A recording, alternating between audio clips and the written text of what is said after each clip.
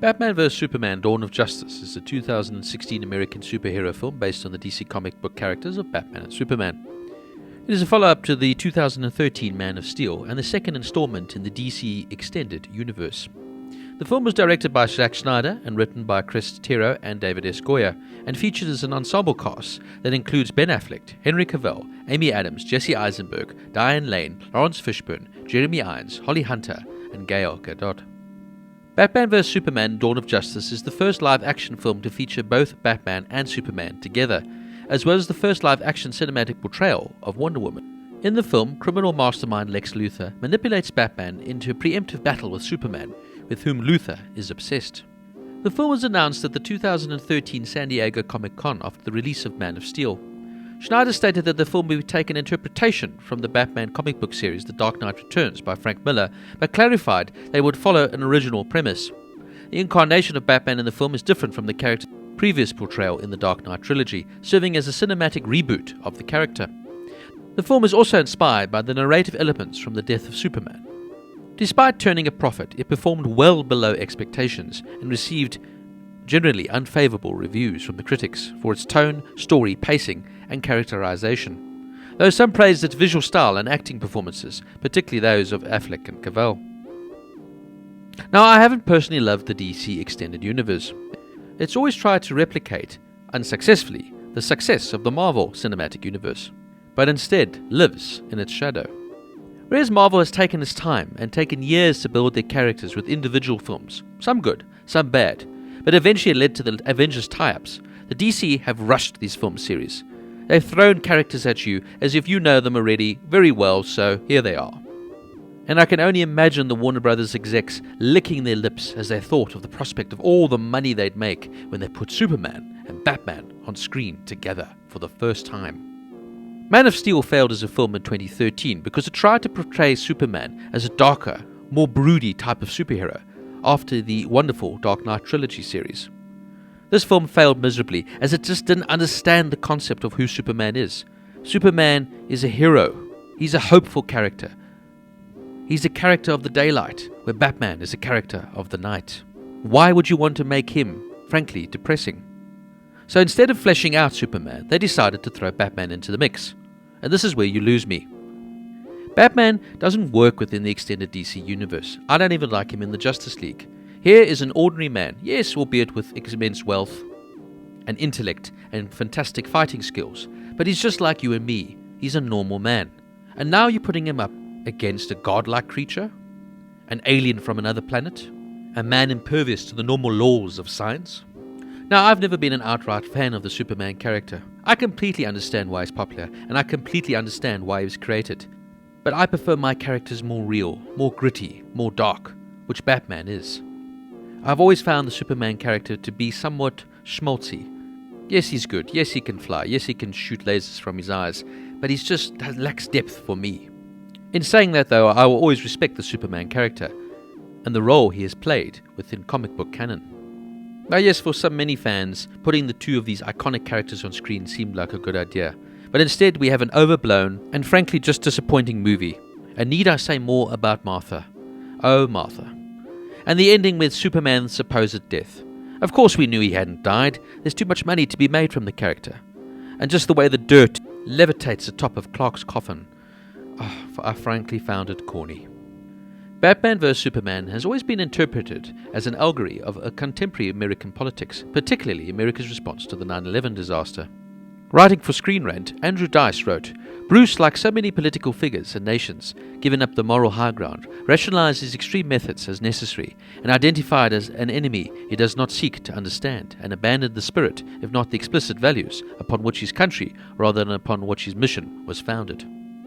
Some said this is almost a reversal from the comic books, where Superman was now considered the outsider, rather than the man who represents the human race.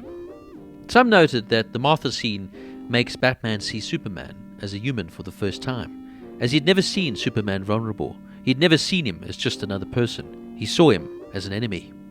And that the Martha scene was a way for Bruce to reconnect with his humanity, not because their mothers share the same name, but because Superman has a mother. I just feel they could have portrayed this in a far better way.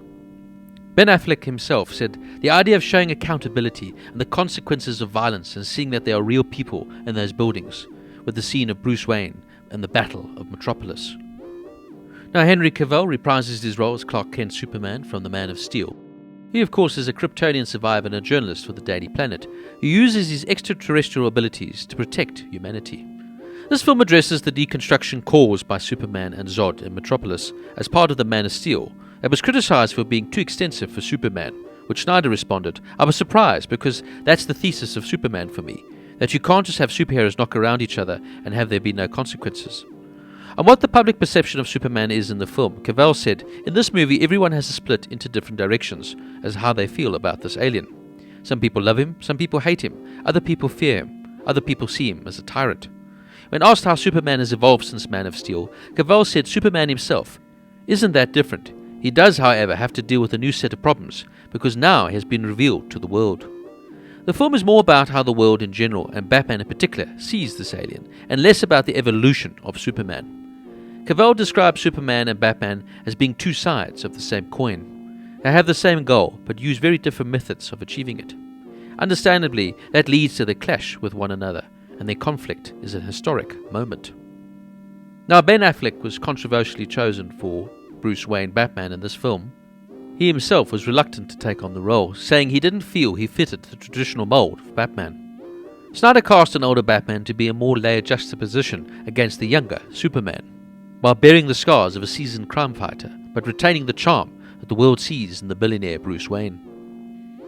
Unlike in previous versions where Batman uses his own voice to make it darker and deeper, whilst in the Batman suit, in this film it was decided to use a voice modulator to distort his real voice, with Affleck stating a well-known billionaire would likely have this sort of technology.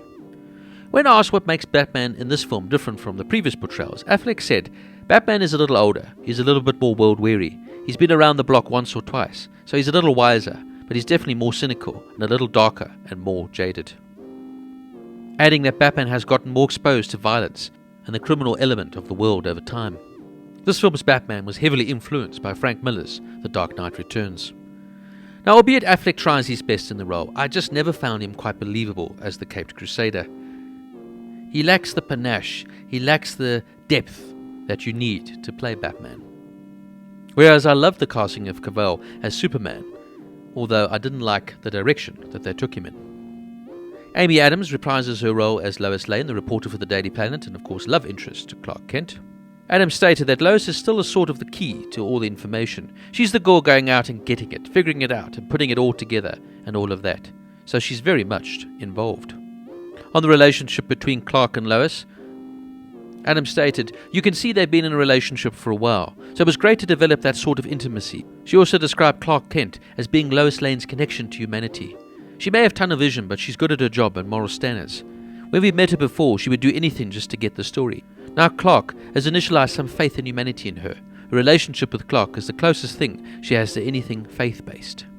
Now let's get to the worst casting of this whole film, and one of the reasons I really didn't like this film. Jesse Eisenberg as Lex Luthor, the eccentric young businessman and hereditary CEO of LexCorp, who is obsessed with defeating Superman. Luthor is usually depicted as bald in the comics, and while this film version depicts him with hair throughout the majority of the film. When speaking about his portrayal of Luthor compared to previous portrayals, Eisenberg said, "When you're a guy doing a movie like this and playing a character that's already been played, the further away it is from the previous incarnations, the better.